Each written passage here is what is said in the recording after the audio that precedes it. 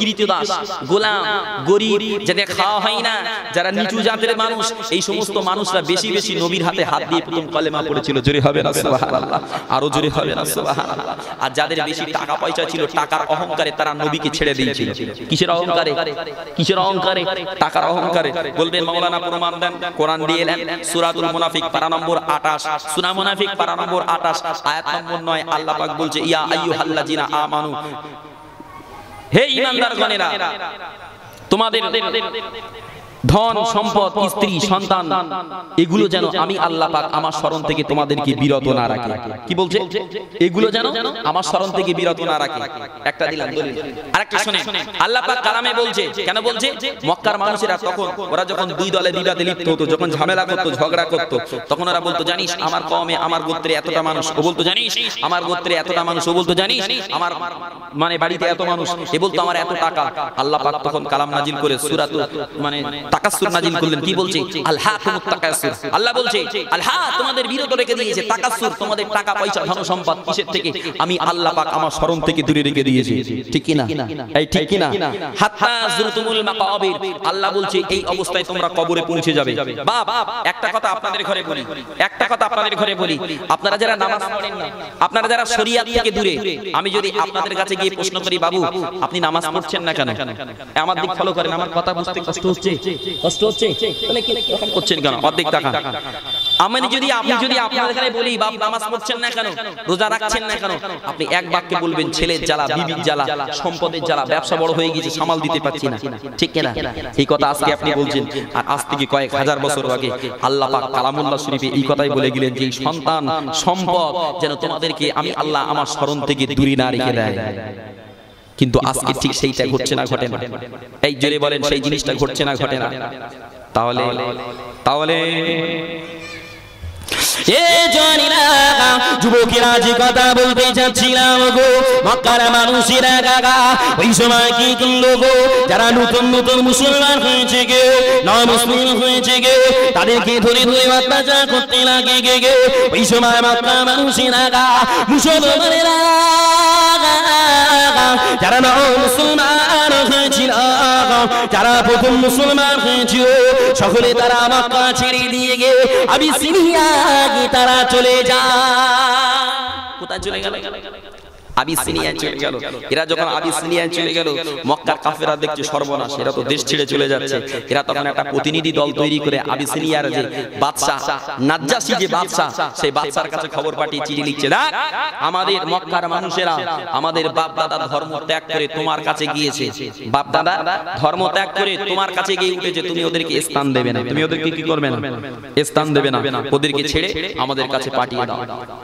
এ জনেরা যুবকেরা ওই না সময় গে ওই না সময় গে নাজ্জাশী বাদশা গাগা ও তখন মক্কার মানুষকে গে নব মুসলমানদেরকে রাস্তার মানে না করলো গো, রাস্তার মানে ডেকে বললো গো, এ মক্কার মানুষেরা তোমরা কি তোমাদের বাপ দাদাদের ধর্ম ত্যাগ করেছো গো? তোমরা কি তোমাদের ধর্ম ত্যাগ করে গে দেশ ছেড়ে পালিয়ে চলে এসেছো গো? আমার কাছে সংবাদ এসেছে গে, না না না, তোমরা দেশে থাকতে পারবে না, যাও চলে যাও, চলে যাও, তোমরা এবারে গে তোমাদের দেশে ফিরে যাও। এ জনেরা যুবকেরা ওই না সময় গে ওই না সময় গে আল্লাহ নবীর একজন সাহাবী জাবর সাদিক রাহমাতুল্লাহ আলাইহি গে রাদিয়াল্লাহু আনহু গো, হুজুর আমার নাজ্জাশী বাদশা সামনে দাঁড়িয়ে গেল গো, বাদশা সম্মুখে দাঁড়িয়ে বলল গো, এ বাদশা আমরা মক্কা মানুষ অন্ধকারে ডুবেছিলাম, আমরা ছিলাম ব্যভিচারীতে লিপ্ত ছিলাম গো, লুটারাজি লিপ্ত ছিলাম গো, মানুষ মানুষকে কাটাকাটি আনন্দ ছিলাম গো, এমনি করে নানা রকম হারাম কাজের সঙ্গে যুক্ত ছিলাম। এ বাদশা আমরা যে ধর্মটা কি মেনে নিয়েছি গি, আমরা যে ধর্মটা গ্রহণ করেছি গি, এই ধর্মটা হলো শান্তির ধর্ম গো, এই ধর্মটা হলো শান্তির ধর্ম গো। এই ধর্ম সততা শিখায় গে, ন্যায় নীতি শিক্ষা দেয় গে, মায়ের সঙ্গে ব্যবহার কেমন করতে আমি শিখায় গে, আব্বার সঙ্গে কেমন ব্যবহার করতে আমি শিখায় গে। এ রাজ্যের বাদশা আমরা অন্যায় কিছু করি না। যখন এই কথা বলেছে বাদশা তখন মনটা নরম হয়ে গিয়ে ওদেরকে তিরস্কার করা তো দূরের কথা, বরং ওদেরকে কোলে টেনে নিয়েছে। জোরে হবে না সুবহানাল্লাহ। যখন এই খবর আবু জাহালের কাছে পৌঁছালো, আবু জাহাল অবাক, সর্বনাশ করেছে। প্রতিবেশী দেশ তারা যখন এদের মানে সাহায্য করছে তখন তার উপায় নেই। ওরা তখন নবী পাকের কাছে এসেছে, দল বেঁধে এসেছে, এসে নবী পাককে বলছে, দেখ মুহাম্মদ এমন করিস না, তুই নারী চাইলে নারী দেবো, টাকা চাইলে টাকা দেবো, বাড়ি চাইলে বাড়ি দেবো, গাড়ি চাইলে গাড়ি দেবো, মুহাম্মদ সব কিছু দেবো, অনুরোধ তুই কলেমা প্রচার বন্ধ কর। জোরে হবে না সুবহানাল্লাহ, আরো জোরে হবে না সুবহানাল্লাহ। অনুরোধ মুহাম্মদ তুই কলেমা প্রচার বন্ধ করে দে। আমার নবী বলছে, দেখো আমি ওটা পারবো না, বরং তোমাদেরকে ডাকছি কলেমার ভিতরে এসো, যদি না আসো কাল কিয়ামত হাসরের মাঠে আল্লাহর কাছে তোমাদের জবাবদিহি করা লাগবে। কার কাছে? আল্লাহর কাছে।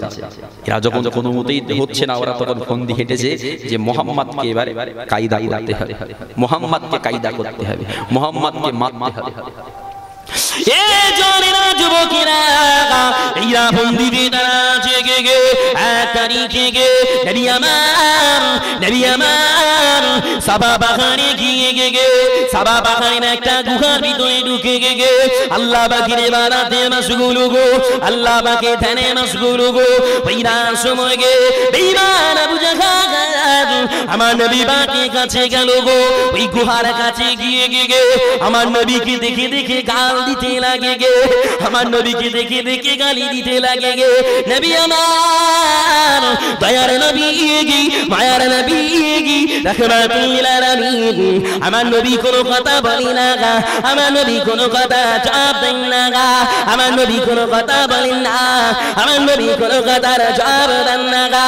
ওই না শুনে গে আবু জাহাল নবীকে গাল দিতে দিতে যখন দেখছি মুহাম্মদ কোনো কথা বলি না গা, মুহাম্মদ কোনো অবস্থাই না গা, আবু জাহাল একটা পাথর নিয়ে গে নবী পাকের মাথাতে আঘাত করে দিল। আবু জাহাল একটা পাথর নিয়ে আমার নবীর মাথাতে মেরে দিল। এ জনেরা যুবকেরা আমার নবী মাথায় যখন পাথরটা মারলো, আমার নবী মাথাটা কেটে গেল বাবা, আমার নবীর মাথা দিয়ে রক্ত ঝরতে লাগে গে, আমার নবী মাথা দিয়ে গে ঝরঝর করে রক্ত ঝরে গে। ওই না সময় গে মক্কার জমিনে একটা বালক, একজন বালক দৌড়ে দৌড়ে দৌড়ে দৌড়ে গে এই খবরখানা নিয়ে গে নবী পাকের চাচা জাগান হামজার কাছে চলে গেল গো। আমার নবী চাচারা হামজার কাছে গিয়ে গে হুজুরকে বলতে লাগলেন গে, এ মুহাম্মদের চাচা ও হামজা, তোমার ভাতিজা মুহাম্মদ কে গে, তোমার ভাতিজা মুহাম্মদ কে গে আবু জাহাল পাথর মেরে মাথাতে দাগ করে দিয়েছে গে, আবু জাহাল পাথর মেরে গে মুহাম্মাদের মাথা থেকে রক্ত ঝরিয়ে দিয়েছে গে। হামজা হুজুর আমার গো এইরা কথা যখন শুনলেন গে হুজুর আমার রাগান্বিত হয়ে গেল, এত রাগে গেলেন গে হামজা হুজুর আমার শিকারি থেকে ফিরেছিল গো, শিকার থেকে ফিরল গো, শিকার থেকে ফিরে গে এইরা কথা শোনা পড়ে গে ওই লেবাস পরে গে ওই অবস্থা আবু জাহাল কাছে রোগো, আবু জাহাল তখন গো কাবা শরীফে কাছাকাছি গি লোকজনদেরকে নিয়ে ঠাট্টা করতে লাগে গে, বিদ্রোহ করতে লাগে গে।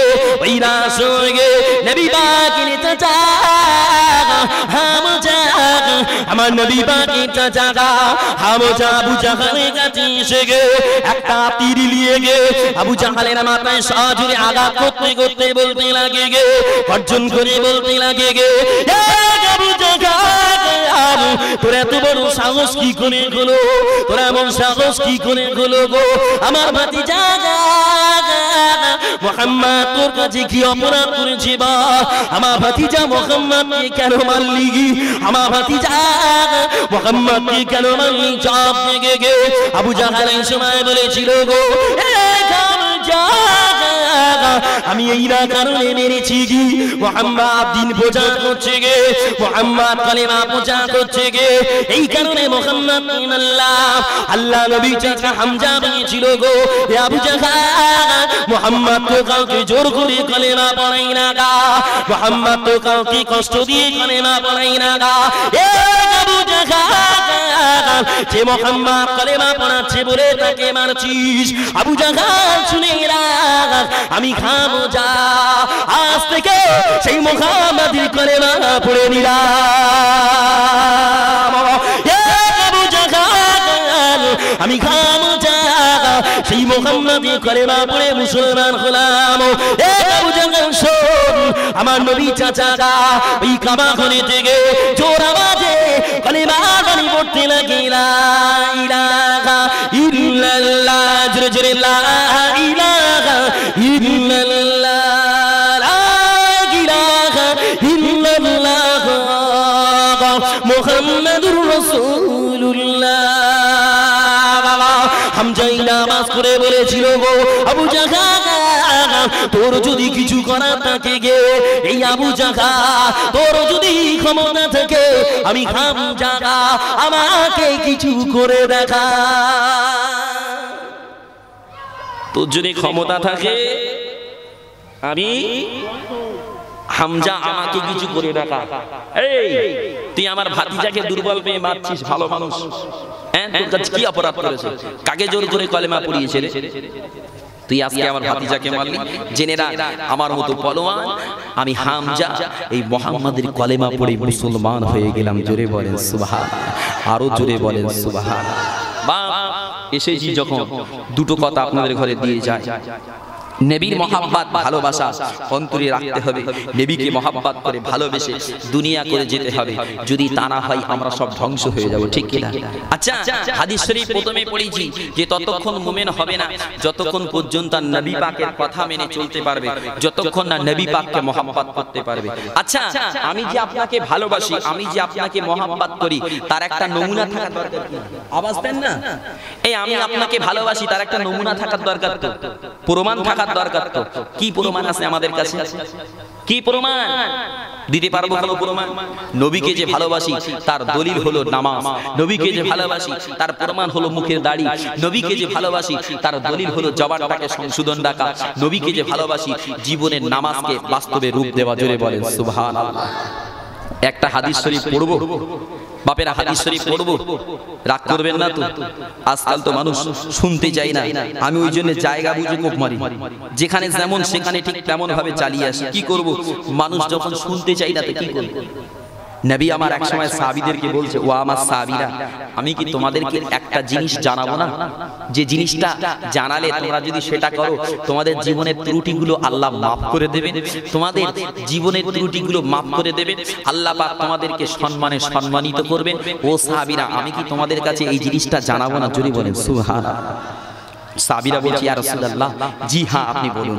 সাহাবীরা কি বলছে? ইয়া রাসূলুল্লাহ, জি হ্যাঁ আপনি বলুন। এই জওয়ানেরা যুবকেরা ওই না সময় গে নবী আমার হাদিস শরীফে ভিতরে বললেন গে, ইসমাউল উযুকি আলাল মাকারিহি ওয়া কাসরাতু খুতা ইলাল মাসাজিদি অন্তে ওয়ারাতুস সালাতি বাদা সালাতু। নবী আমার হাদিস শরীফে ভিতরে ফরমানে গে, ও গোয়ার সাহাবীরা, কষ্ট সত্ত্বেও ভালোভাবে ওযু করা, মসজিদে অধিক গমন করা, এক নামাজের পর অপর নামাজের জন্য অপেক্ষা করা। এক আমার সাহাবীরা, যদি তোমরা এগুলো করতে পারো গো, আমার আল্লাহ পাক তোমাদের গুনাহগুলোকে মাফ করে দেবেন গে, তোমাদের পদমর্যাদাকে আমার আল্লাহ পাক উন্নত করে দেবে। এই জওয়ানেরা যুবকেরা এসেছি যখন দুটো কথা বলে যাই বাপ। আজকে যুবকেরা নামাজ থেকে দূরে গে, আজকে যুবকেরা রোজা থেকে দূরে গে, আজকে যুবকেরা কালাম থেকে দূরে গে, আজকে যুবকেরা কালেমা থেকে দূরে গে। অথচ নবী আমার হাদিস শরীফে ফরমান লেগে মান হাফাযা আলা সালাতিহি ফাকরামাহুল্লাহু বিখামসি খিসালিহি ইয়ারফাউ আনহু দিকাল মাউতিহি ওয়া আযাবাল কবরিহি ওয়া আযাবাল কবরিহি ওয়া ইউতিকুল্লাহু কিতাবাহু বিয়ামিনিহি ওয়া ইয়ামুরু আলা সিরাতিকাল ইয়ারকিহি ওয়া ইদখিলুল জান্নাতা বিগাইরি হিসাবিহি। এ জনিরা নবী আমার হাদিস শরীফে ভিতরে ফরমান লেগে যদি কোনো বান্দা নামাজ আদায় করে গে, যদি কোনো বান্দি নামাজ আদায় করে গে, আল্লাহ পাক তাকে 5টা পুরস্কার দান করে দেবে। নবী বলছে মান হাফাযা আলা সালাতি ফাকরামাহুল্লাহু বিখামসি খিসালিন। হাদিস বলছে, নবী বলছে যদি কোনো বান্দা 5 ওয়াক্ত নামাজ পড়ে আল্লাহ পাক তার 5টা পুরস্কার দেবে। কটা? জোরে বলেন কটা? জোরে বলেন কটা? 5টা।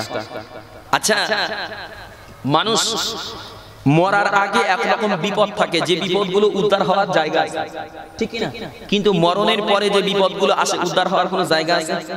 নিজে নিজে কাটিয়ে নিতে পারবেন সেগুলো কি? 1 নম্বর মউত, 2 নম্বর কবরে আযাব, 3 নম্বর হাসর, 4 নম্বর পুলসিরাত, 5 নম্বর আল্লাহ পাকের কাছে হিসাব দেওয়া। আটকে যাবে, আটকে যাবে। এই 5টা বিপদ আল্লাহ আমাদের ঘরে দেবে। কিন্তু নবী হাদিসে বলছে যারা 5 ওয়াক্ত নামাজ নিয়মিত আদায় করবে আল্লাহ পাক তাদের এই 5টা বিপদ থেকে নাজাত দান করবেন। জোরে বলেন সুবহানাল্লাহ, আরো জোরে বলেন সুবহানাল্লাহ। এ জনেরা যুবকেরা জাগা, আল্লাহর হাদিসে বলছে গে যে ব্যক্তি 5 ওয়াক্ত নামাজ আদায় করে গে আল্লাহ পাক তার এমনি করে গে মউতের কষ্টটাকে লাঘব করে নেবেন গে, মউতের কষ্টটা আসান করে নেবেন গে। যে ব্যক্তিরা 5 ওয়াক্ত নামাজ আদায় করে গে আল্লাহ পাক এমনি করে তার কবরের আযাবকে লাঘব করে নেবেন গে। যে ব্যক্তিরা 5 ওয়াক্ত নামাজ আদায় করে গে আল্লাহ পাক আমল নামাটা ডান হাতে দিয়ে দেবেন গে। যে ব্যক্তিটা 5 ওয়াক্ত নামাজ আদায় করে গে আল্লাহ পাক পুলসিরাত বিদ্যুৎ গতিতে পার করাবেন গে। যে ব্যক্তি 5 ওয়াক্ত নামাজ আদায় করে গে আল্লাহ পাক বিদ্যুৎ গতিতে পুলসিরাত খানা পার করিয়ে নেবে।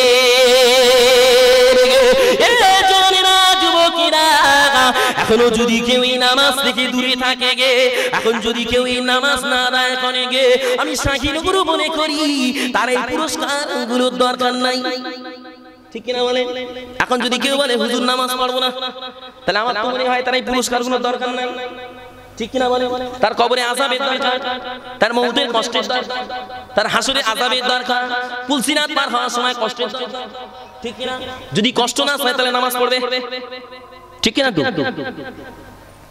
এ জনেরা যুবকেরা, এই নামাজ এমন একটা জিনিস কি আল্লাহ নবী আমার হাদিস শরীফের ভিতরে ফরমান লেগে আসসালাতু নূরুন, আসসালাতু নূরুন গো, আসসালাতু বুরহানুন গো, আসসাবরু দিয়াহুন গো, আল কুরআনুল হুজ্জাতুল লাকা ওয়া আলাইকা গা। এ জনেরা নবী আমার নুরানি জাবানি ফরমান লেগে আসসালাতু নূরুন গো, এই নামাজগুলো হলো তোমাদের জ্যোতি জ্যোতি জ্যোতি। কিয়ামত হাসরের মাঠে গে যেদিন আমরা হাসরের মাঠে উঠবো গো, হাসরের মাঠটা হবে অন্ধকার, হাসরের মাঠটা হবে অন্ধকার। পুলসিরাত পার হওয়ার সময় গে পুলসিরাতটা হবে অন্ধকার গো। এ জনেরা নবী আমাদের হাদিস শরীফে বললেন গে আসসালাতু নূরুন, ওই নামাজটা হলো তোমাদের জন্য জ্যোতি। আরো জোরে হবে না সুবহানাল্লাহ? এই বাপ বেটা মিলে হবে না সুবহানাল্লাহ? এ জনেরা শুধু তাই না তাই না তাই না গা, নবী আমার আবু হাদিসের পরে বলছে গে আসসালাতু বুরহানি করে আসসাদাকাতু বুরহানুন গো, তোমরা যে দানটা করো গো, তোমরা যে সদকাটুকু করো গো, এটা হলো তোমাদের দলিল। আল্লাহ পাক তোমাদের যে আমলনামাটা দিবেন গে, তোমার যে আমলনামার রেজাল্টটা দিবেন গে, এই রেজাল্টটাকে মজবুত করবে তোমাদের দান সাদকা। এই জনেরা আবার হাদিস শরীফে এসে বলছে গে নবী আমার বললেন সবর দিয়া গো, আর এই সবরটা হলো তোমাদের জন্য আলো আলো আলো গো। কেন সবরটা আলো শুনি না গো, আল্লাহ পাক কালামে বলছে গে ইয়া আইয়ুহাল্লাযিনা আমানুস্তাঈনু বিসসবরি ওয়াস সালাহ, এ ঈমানদারেরা, এ আমার বান্দা বান্দীরা, তোরা যখন আমার নামাজ আদায় করবি, তোরা যখন আমার ইবাদত করবি বান্দারা, তোরা ধৈর্য সবরের মাধ্যমে নামাজটা আদায় করবি। এ জওয়ানেরা, নবী আমার এই জন্য বলছে গে সবরু দিয়া গুন, সবরটা তোমাদের জন্য আলো গো। যার ভিতরে সবর নাই তার নামাজটা গ্রহণযোগ্য না। যার ভিতরে সবর নাই তার নামাজও গ্রহণযোগ্য হবে না। কেন? আপনি যখন নামাজ আদায় করবেন সবর যদি না থাকে, সলিমউদ্দিন নামাজ পড়তেছে কিনে আর মন মাঠে না বলতেন, এই হবে না, হবে না। কোরআন বলছে ইয়া আইয়ুহাল্লাযিনা আমানুস্তাঈনু বিসসবরি ওয়াস সালাহ, হে ঈমানদারেরা, তোমরা যখন নামাজ সালাত করবে, আমার কাছে কিছু চাবে, তখন ধৈর্যের মাধ্যমে চাও। জোরে বলেন সুবহানাল্লাহ। এখন যদি কেউ দোয়া করতে গিয়ে বলে হে আল্লাহ আমার কিছু দে, হবে হবে? এই ধৈর্য হলো, সবর হলো? হ্যাঁ, আল্লাহ বলবে রহমতের ফারিস্তা বাদে গজবের ফারিস্তা হলো যা দু চারটে বোম ছেড়িয়ে দেবে মাথায়, যাও ছেড়িয়ে দে। তাহলে কি বললাম? প্রথম বললাম নামাজ, নামাজ যারা পড়ে তাদের 5টা পুরস্কার।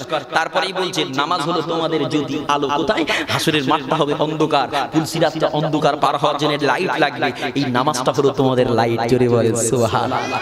দান, তোমাদের যে দলিলটা হাতে আসবে, দলিল, নবী এই দান সম্পর্কে বহু হাদিস বলেছে, বহু হাদিস বর্ণনা করেছে দান সম্পর্কে। কেন জানেন? নবী বলছে যদি আখিরাতে বাঁচতে চাও একটা খাজুরের টুকরা হলেও দান করো। নবী বলছে তোমাদের হাসরের মাঠে বিচারের পরে যখন তোমাদের দলিল দেওয়া হবে না, ওই দলিলটা পুক্ত করবে তোমাদের দান। যদি বলেন সুবহানাল্লাহ। তাহলে কথা বুঝাতে পারছি? কারো যদি শুধু নামাজ থাকে, ধৈর্য না থাকে, নামাজ হবে কাজে আসবে? আসবে না। কারো যদি ধৈর্য থাকে, ধৈর্য থাকে, দান না থাকে, কাজে আসবে? কাজে আসবে? এই লাইট প্লাস আর মাইনাস দুটো পয়েন্ট আছে, দেখবে দুটো যেমন অ্যাডজাস্ট না হলে বাল্ব জ্বলে না, তেমনি ঈমানদারের অন্তর কলব ততক্ষণ পর্যন্ত আলোকিত হয় না যখন ইসলাম আর ঈমান দুটো জিনিস এক জায়গায় অ্যাডজাস্ট না হয়। এই ইসলাম আর ঈমান কি বলবো? বলবো বা একটু বলবো। নবী পাক সাল্লাল্লাহু আলাইহি ওয়াসাল্লামের একজন প্রাণপ্রিয় সাহাবী, নাম তার হলেন উমারে ফারুক রাদিয়াল্লাহু আনহু। কি নাম? উমারে ফারুক রাদিয়াল্লাহু আনহু। যে উমারে ফারুক হুজুর আমার ইসলাম জাহানের দ্বিতীয় খলিফা নামে পরিচিত। উমার ফারুক হুজুর বলছে একদা আমরা বসে আছি, একদা আমরা নবীর কাছে বসে আছি, তো ইজা তলা আলাইনা, হঠাৎ করে আমাদের কাছে একজন মানুষ চলে এলো।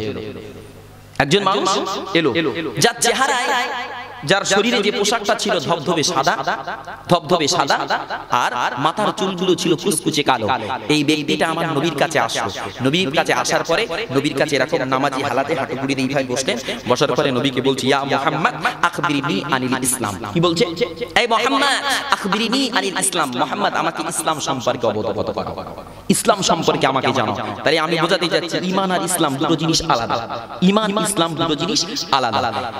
যে ইসলাম সম্পর্কে জিজ্ঞাসা করছে, নবী আমার বলছে ইসলাম হলো এটাই, লা ইলাহা ইল্লাল্লাহ মুহাম্মাদুর রাসূলুল্লাহ। আর কি করতে হবে? এই কলেমা পড়তে হবে, নামাজ পড়তে হবে, রোজা করতে হবে, হজ করতে হবে, যাকাত দিতে হবে। এটা হলো ইসলাম, এটা হলো ইসলাম। এছাড়াও হাদিসে এসেছে বুনিয়াল ইসলামু আলা খামসিন, ইসলামে 5টা স্তম্ভের উপরে প্রতিষ্ঠিত, মানে 5টা খুঁটি, মানে 5টা খুঁটি। ভাই ইসলামে 5টা খুঁটির কথা বলেছে, 7 কোথায় গেল? প্রশ্ন তো, ইসলাম তো খুঁটির কথা বললো, তো 7 কোথায়? এই খুঁটির সঙ্গে যে জিনিসগুলো জড়িত, সেই জিনিসগুলো আপনি বাস্তবে রূপ দেওয়ার সঙ্গে সঙ্গে 7 তৈরি হয়ে যাবে। জোরে বলেন সুবহানাল্লাহ, আরো জোরে বলেন সুবহানাল্লাহ। তাহলে ইসলাম হয়ে গেল। নবী আমার বসে আছেন, আবার লোকটা প্রশ্ন করছে ইয়া মুহাম্মদ আখবিরনি আনিল ঈমান, এই মুহাম্মদ ঈমান সম্পর্কে আমাকে অবগত করা। নবী আমার বলছে ঈমান হলো এটাই, আল্লাহকে আল্লাহ বলে মেনে নেওয়া, ফারিস্তাগুলোকে না দেখে বিশ্বাস করা, আল্লাহ পাকের নবীগুলোকে মেনে নেওয়া, আল্লাহকে, আল্লাহ যে আসমানি কিতাবগুলো পাঠিয়েছে সেগুলোকে মেনে নেওয়া, আল্লাহ পাক ভালো বন্ধু যা কিছু তোমার নসিবে আছে সবকিছু আল্লাহর তরফ থেকে হয়, এগুলোকে মেনে নেওয়ার নাম হলো ঈমান। মেনে নেওয়ার নাম ঈমান। কোন ব্যক্তি যদি এগুলোকে বিশ্বাস করে সে ঈমানদার হবে, কিন্তু মুসলমান হবে? মুসলমান হবে না। এ জানেরা যুবকেরা তারপরে হাদিস শরীফে ভিতরে বললেন গে আল কুরআনুল হুজ্জাতুল লাকা আলাইকা এ জানেরা কুরআন তোমার পক্ষে বা বিপক্ষে প্রমাণ গো আল্লাহ নবী হাদিসে বললেন গে এই কুরআন তোমার পক্ষে বা বিপক্ষে প্রমাণ। তাহলে নবী আমার হাদিসে বলছে এই কোরআন তোমার পক্ষে বা বিপক্ষে প্রমাণ। আচ্ছা কোরআন তো আমাদের পক্ষে এসেছে নাকি? এই আওয়াজ দেন, কোরআন আমাদের পক্ষে এসেছে, তবে নবী কেন বলছে আল কুরআনুল হুজ্জাতুল লাকা আও আলাইকা, তোমার পক্ষে হতে পারে বিপক্ষেও যেতে পারে। কেন বলছে? এই জন্যই বলছে তুমি যদি কোরআন অনুযায়ী জীবনটাকে তৈরি করো, কোরআনের আইন মেনে চলো, তাহলে কোরআন তোমার পক্ষে, আর যদি কোরআনের বিপক্ষে চলে যাও তাহলে কোরআন তোমার বিপক্ষে চলে যাবে। কথা বোঝা গেল? এ জনিরা একটা কোরআনের আয়াত ছিল, আমি এখনই বলতে পারছি না গাগা, আমি আয়াতটা দেখেছি কাল কিয়ামত হাসরের মাঠে রব্বুল আলামিন আল্লাহ পাক দরবারে গিয়ে আমার নবী শেখাত করে বলবেন গে ও রব্বুল আলামিন আল্লাহ পাক আমার এই সমস্ত উম্মতেরা আমার এই সমস্ত উম্মতেরা এরা আমার কোরআন থেকে দূরে ছিল, এরা আপনার কোরআন থেকে দূরে ছিল আল্লাহ পাক, আমি নবী এদের জন্য আপনার কাছে শিখায়ে দিলাম। জনিরা যুবকেরা এই কোরআন থেকে দূরে থাকার কারণে গে, কোরআনের আইন থেকে দূরে থাকার কারণে গে আমার নবী পাক পর্যন্ত হাসরের মাঠে কোরআন থেকে দূরে থাকা মানুষগুলোরও বিপক্ষে নবী আমার নিজ বিচার চাইবেন গে। হে জনেরা যুবকেরা আজকে যদি আমরা সেই কোরআনটাকে পেয়ে কদর না করি, আজকে যদি সেই কোরআনের মহত্ব না বুঝে গে, কোরআনের যদি ইজ্জত না করতে পারি, জনেরা যুবকেরা হাসরের মাঠ আমাদের জন্য ভয়ঙ্কর কিনা বলে, এ ভয়ঙ্কর কিনা বলে। এই কানা ফকির বলেন, কানা ফকির, এই কানা ফকির দেখেছেন? পলির মাথায় বসে বসে করে চোখ উল্টে দেখেছেন? এই দেখেছেন? এই কানা ফকিরের গিয়ে যদি বলি হুজুর ফকির ভাই বসে আমার মোবাইলটা কোনে গেল, বলতে আমার মোবাইলটা অনেক টাকা দাম, 20-25 হাজার টাকা দাম তোরে দিচ্ছি, তুই লেবে আই লেবে, যদি কিনা লাই সালাতি পারবেন শুধু হাতে এমন ডলবে, ডলে ডলে আমার ফিকে দেবে, হুজুর ঘরে যাও। আমি যদি আমার গাড়িটা নিয়ে কানা ফকিরে বলি কানা ফকির গাড়িটা তোরে গিফট করতেছি লে লে কান্নালে গাড়িটা এমন ডলবে, ডলে ডলে আহা চোখটা থাকলে একটু গাড়িটা চালা তুমি, এই ঠিক কিনা বলে? এ জনেরা যুবকেরা আজকে আমরা কানা ফকিরের মতো অন্ধ বাপ আমাদের কাছে কোরআন এলো গো, আমাদের কাছে হাদিস এলো গো, আমাদের কাছে দ্বীন এলো গো, আমাদের কাছে শরিয়াত এলো গো। জনেরা যুবকেরা শরিয়াতকে হাতে পেলাম কিন্তু না না না শরিয়াতকে চালাতে শিখিলাম না, শরিয়াতের কাছে পেলাম শরিয়াতের ভিতরে ঢুকতে পারলাম না বাপ, অন্ধের মতো হাত মুছে চোখে মুছে বুকে লাগিয়ে দিগি, না না না এই বুকে লাগানোর নাম ইসলাম না গা, শুধু চুমু খাওয়ার নাম কোরআন না গা, এমনিতে সম্মান করার নাম কোরআন না ইসলাম না গা, মেনে বাস্তবে রূপ দেওয়ার নাম হলো ইসলাম। যারা কোরআন জানো তো ভালো, সেই মোতাবেক চলো, আর যারা জানো না, যারা জানো না শিকার চেষ্টা করো, শিকার চেষ্টা করো, কারণ যারা কোরআন থেকে দূরে থাকবে তাদের জন্য নবী শিখায়। এ জনেরা যুবকেরা টুকটুক করে একটু এগিয়ে যায় গি, এই যারা কোরআন জানে আল্লাহ তানে কত মর্যাদা দিয়েছেন গে, যারা কোরআন জানে আল্লাহ তানে কত সম্মান দিয়েছেন গে। জনেরা বসিরাট আল্লামা হুজুর গো ও শিক্ষার ভিতরে হাদিসটা তুললেন গে, মান করা আল কুরআন ওয়া আমিলা বিমা ফিহি উলবিসা ইয়াউমাল কিয়ামাতি, যে ব্যক্তি কোরআন শরীফ জানে গে, কোরআন শরীফ আমল করে গে, কোরআন মেনে আমল করে গে, আমার আল্লাহ পাক কিয়ামত হাসরের মাঠে গে ওই ব্যক্তির পিতা মাতাকে গে সূর্যের অপেক্ষা জ্যোতিষ্মান টুপি পরিধান করে তুলবে। এ জনেরা আমি যদি কোরআন পড়ি, আমি যদি কোরআন মেনে চলি গি, আমার বাপ মাকে সূর্যের অপেক্ষা জ্যোতিষ্মান টুপি পরাবে গে, আর বাপ মা যদি জ্যোতিষ্মান টুপি পরাগে তাহলে আমি কোরআন জানি, আমাকে আল্লাহ কি পুরস্কার দেবেন সেটা আল্লাহু আ'লাম। আমার যে পুরস্কারটা দেবে আল্লাহু আ'লাম, আল্লাহর ইখতিয়ারে, মানে আল্লাহ বিশাল দেবে। ক্লিয়ার বলেনি মানে বিশাল দেবে। দেখেন আমি আপনার কাছে জোন খাটতেছি, আর যদি আপনার কোলে ম্যানেজার থাকে রোজমাদা কাজ যদি 2 ঘন্টা বেশি করি, ম্যানেজার আমার মাইনে বেশি দেবে? আওয়াজ দান, দেবে ম্যানেজার? দেবে না। আর মালিক যদি ডাইরেক্ট এসে আমারে দেখে যে এইতে আমার 2 ঘন্টা কাজ বেশি করেছে, দেবে না? দেবে না। মালিক জানে 2 ঘন্টা বেশি করেছে, দেবে। আর ম্যানেজার জানে 2 ঘন্টা বেশি দেখবো না, কাজ যদি বেশি করে গেলে দিতে পারে, মাল মেরে আমি লবো। ঠিক কিনা? এই মাল মেরে আমি পকেটে ঢুকাবো। ওই জন্য জওয়ানেরা ভেবেনা, যারা কোরআন জানে তাদের পিতামাতাকে সূর্যের অপেক্ষা জ্যোতিষ্মান টুপি পরাবে, তাহলে আমাদের পুরস্কার আল্লাহ কি দেবে? আল্লাহু আলাম, মানে বিশাল কিছু দেবে। জোরে হবে না সুবহানাল্লাহ? এই আরো জোরে হবে না সুবহানাল্লাহ? তাই কোরআনের কি বরকত, কোরআনের কি মজা। আজকে শুধু আমরা কোরআনের মজা বুঝি। আউযুবিল্লাহি মিনাশ শাইতানির রাজিম, আলহামদুলিল্লাহি রাব্বিল আলামিন। মাদু খতম করতে দাও, ঠিক কি না? মাদু খতম হয়ে গেছে, কাজ ছেড়ে দিয়ে দাও। কোরআন কি খতম করার জন্য শুধু এসেছে? এই কোরআন কি খতম দিয়ে বাড়াবার জন্য শুধু এসেছে? না না না, কোরআন এসেছে শরিয়াতকে জিন্দা করার জন্য, জীবনের আঘাতটাকে দূর করে কলমটাকে আরো করার জন্য। একশনা নবী সাহাবীদেরকে বলছেন, ও আমার সাহাবীরা, ও আমার সাহাবীরা, আমি কি তোমাদের কাছে একটা জিনিস জানাবো না? জান্নাতের সবথেকে উৎকৃষ্ট দল কোনটা হবে? নবী সাহাবীদের বলছে, ও আমার সাহাবীরা, আমি কি তোমাদের কাছে জানাবো না জান্নাতের সবথেকে উৎকৃষ্ট দল কোনটা হবে?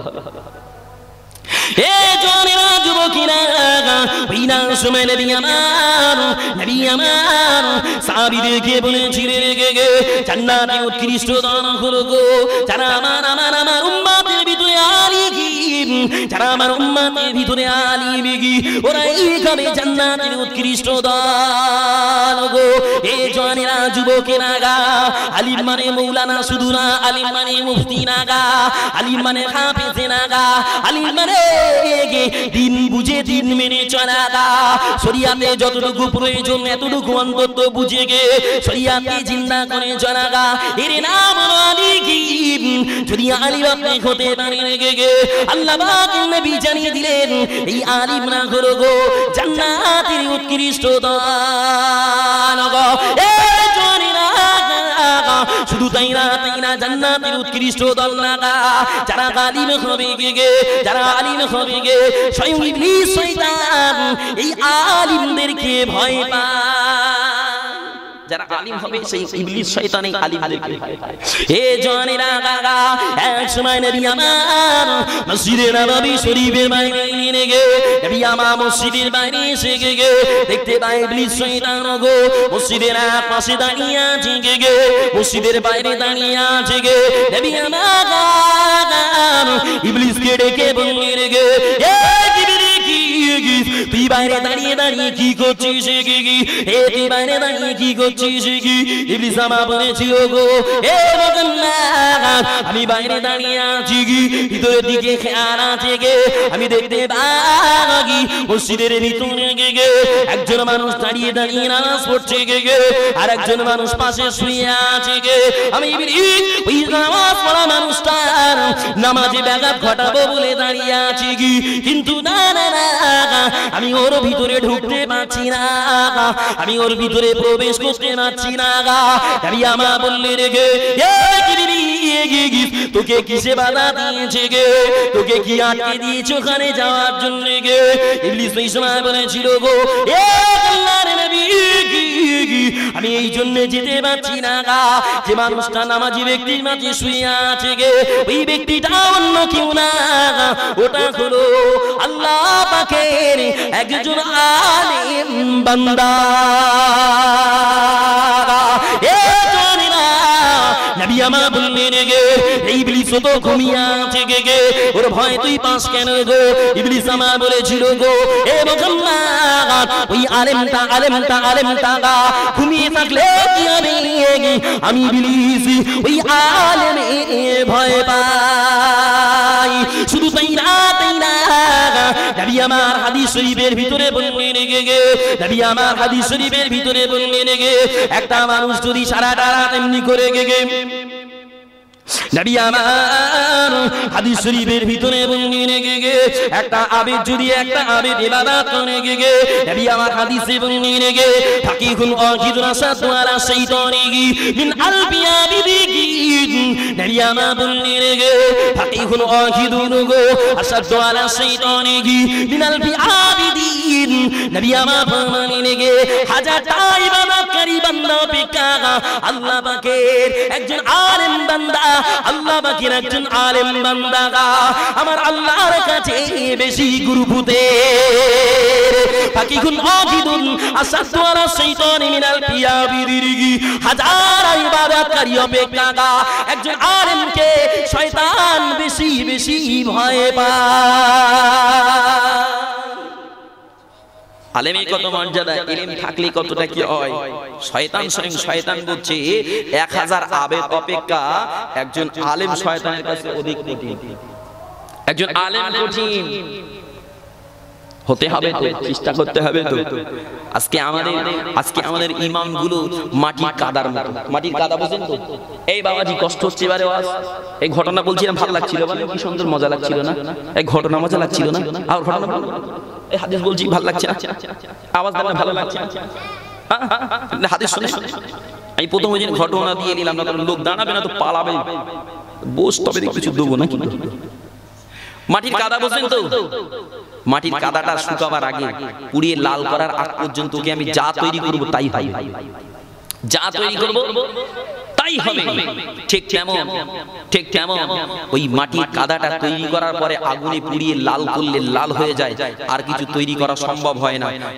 এর থেকে বোঝা যায় মাটির কাদাটাও পুড়িয়ে শেষ করে দিলে ওর একটা শেষ পর্যায়ে যায়। কিন্তু আমরা এমন পর্যায়ে চলে এসেছি, আমাদের ঈমান নামক জিনিসটা মানে সেই প্রথম থেকে নিয়ে আজও পর্যন্ত কাদা কাদা অবস্থায় রয়ে গেল।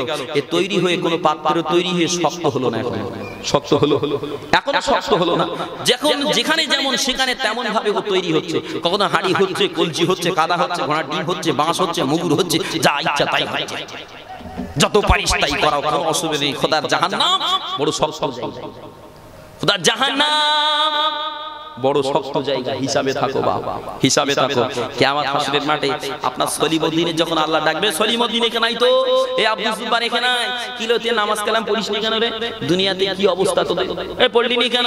সলিমুদ্দিন এক বাক্যে বলবে, আল্লাহ পাক আমার মা কোনোদিন বলিনি, বরং পাশের পাড়ায় খানা হলে বিনা দাওয়াতে খাতি বাড়াতো। এই আসে না নাই? এই পাশের পাড়ায় খানা হলে, কলমা খানি হলে বিনা দাওয়াতে যাওয়া সলবাল আছে এখানে নাকি? এই আসে না নাই? গড় গড় করে যায়, যাওয়া ভালো না খারাপ? আগেকার সময় আমার দাদুরা বলতো, বলে যদি পাশের পাড়ায় খানা হয় আর যদি গেছি আর বাড়ি যদি আসি, আর আমার যে বাপ দাদুরা না ওরা সব হাত শুকবে, যদি দেখতেছে গোস্ত সেঁত মানে স্যাঙারি দিয়ে লেটবে, খানা খাওয়া স্বাদ মিটিয়ে দেবে। আর এখন মা বলতেছে কোজি আজকের বাড়ন্তে হোক ওই দিক চল যা, আজকের বাড়ন্তে হোক ওই দিকে যা। শরীয়ত আছে, এই শরীয়ত আছে। একজন নবী পাকে মহব্বতে দরুদ শরীফ আল্লাহুম্মা ওয়া আলা আলি সাইয়্যিদিনা নূর নবীর রওজা শরীফ দেখি মন ভরি না, দিদার দাও গো শাহি মদিনা, দিদার দাও গো শাহি মদিনা। নবীর রওজা শরীফ দেখি মন ভরি না, দিদার দাও গো শাহি মদিনা। আমার সঙ্গে একটু বলেন, নবী পাকের মহব্বত ভালোবাসা অন্তরে লিখ। কালামটা তৈরি করা কবি লিখছে, কি লিখছে জানেন? নবীর মাজার এত দেখছে মন হচ্ছে না, এবার নবী তোমার দিদার চাই। জোরে বলেন সুবহানাল্লাহ। হ্যাঁ নবী, ইট দিয়ে পাথর দিয়ে বালি দিয়ে বানানো আর ভাল লাগে না নবী, এবার তোমার দিদার চাই। জোরে বলেন সুবহানাল্লাহ। তাই কবি বলছে, আমার সঙ্গে বলেন, নবীর রওজা শরীফ দেখি মন ভরে না, দিদার দাও গো শাহে মদিনা, দিদার দাও গো শাহে মদিনা। আরশের মেঘমালা করেছেন আল্লাহ, কত শান কত মান মোর কামলিওয়ালা। আরশের মেঘমালা করেছেন আল্লাহ, কত শান কত মান মোর কামলিওয়ালা। ও গো মদিনাওয়ালা, ও গো মদিনাওয়ালা, করো করুণা दीदार दागो शाहे मदीना दीदार दागो शाहे मदीना नबीर राजा शरीफ देखे मन भरे ना नबीर राजा शरीफ देखे मन भरे ना दीदार दागो शाहे मदीना दीदार दागो शाहे मदीना जानी मोबारा देखिले एक नजर नूरेते झलमल करबे এর ভিতর ওগো রহমান ও রহিমি ওগো রহমান ও রহিমি কাছে ডাকো না दीदार दागो शाहे मदीना बोलो दीदार दागो शाहे मदीना नबीर राजा शरीफ देखे मन भरे ना नबीर राजा शरीफ देखे मन भरे ना दीदार दागो शाहे मदीना बोलो दीदार आवाज করে পড়েন दीदार दागो আবু জেহেল মাইয়া বিলাল কে মারিলো মেরে মেরে মরুভূমি রক্ত রাঙা করে গেল তবু আসি বিলাল তবু আসি বিলাল তবু আসি বিলাল নবীজিকে ভুলে না তবু আসি বিলাল নবীজিকে ভুলে না दीदार दागो शाहे मदीना बोलो दीदार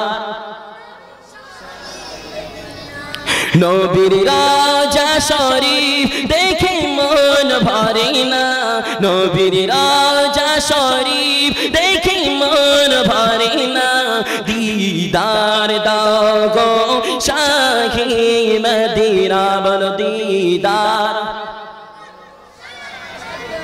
পৃথিবীর কতখানি কত আমি গিয়েছি কম বেশি আমি দুঃখ তো পেয়েছি রোজাতে গেলে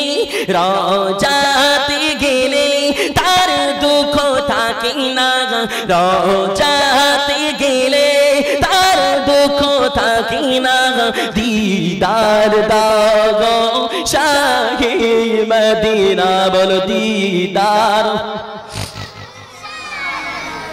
জীবনে নবীর দিদার পাওয়ার মতো বড় জিনিস আর কিছু আছে আছে বাবা সব কিছু পেলাম এখনো আমার নবীকে পেলাম না জীবনে কোনো দাম আছে মনে হয় নিজেকে বড় ছোট মনে হয় আবু জাহাল আবু লাহাব উতবা সাইবার মতন বেঈমানদের আমার নবীকে পেল আল্লাহ আমার মতো গুনাহগার হতভাগা ঈমানদার একটাবার আমার নবী পাকের দিদার পাবে না জোরে হয় না সুবহানাল্লাহ জোরে হবে না সুবহানাল্লাহ আল্লাহ আমাদের সকলকে খানায় কাবার মেহমান করেন বলেন আল্লাহু আমিন সকলকে খানায় কাবার মেহমান বানান বলেন আল্লাহ আল্লাহ চলেন আমি ওয়াজ শেষ করব আমার নবী পাকের শানে একটু সালাতু সালাম পড়ি ইয়া নবী সালাম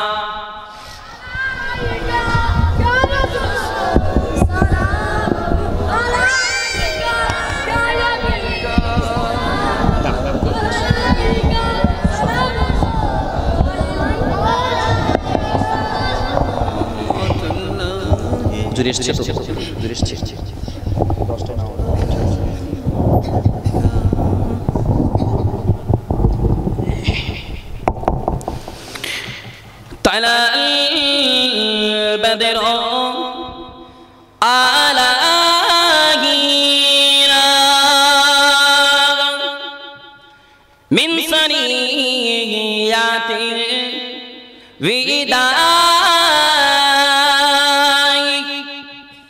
وجب الشكر علينا ما دعا لله أهداي يا نبي سلاما يا رسول سلام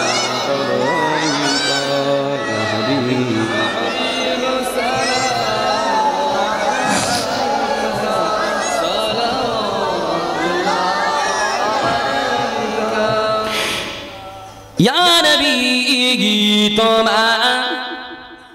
তোমারি বসি ইলা দিয়া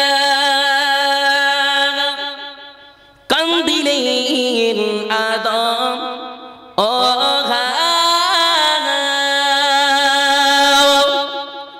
হইল মাবুদ ওদের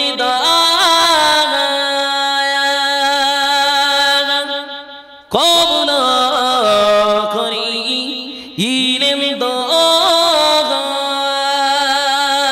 ইয়া নবী সালাম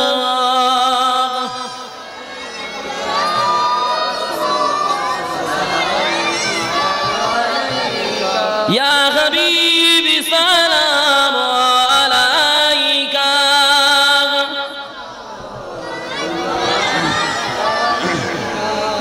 পড়িল আল্লাহ আরো বাগানি পোহালা দুঃখে এর জনি হইল জগৎ নুরানি আমিনার অনিরে মগনি ইয়া নবী সালাম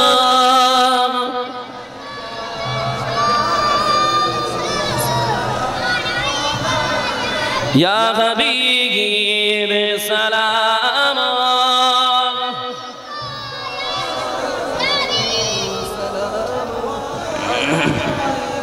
জিবরাইল আবার তুলিলা খুলে দাও আসমান আনির দুয়ার এসেছে নবী ঈদের সারদার করিতে আল্লাহ আরো দিদার ইয়া নবী সালাম ইয়া রাসূল সালাম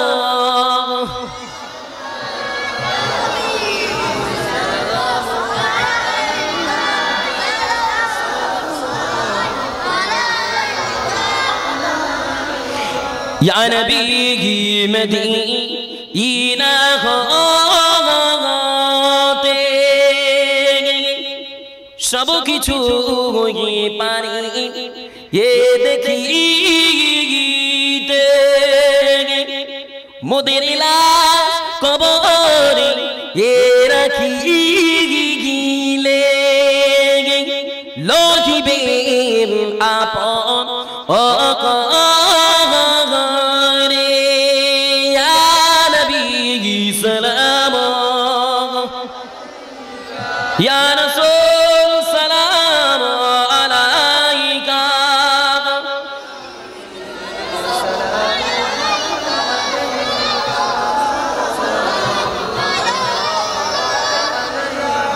ইয়া নবী সালাম ইলা আগামার ইয়া নবী সালাম লবাংলার ইয়া নবী সালাম লজনসার মোরা যে বাধ অগনাগার ইয়া নবী সালাম ইয়া রাসূল সালাম আলাইকা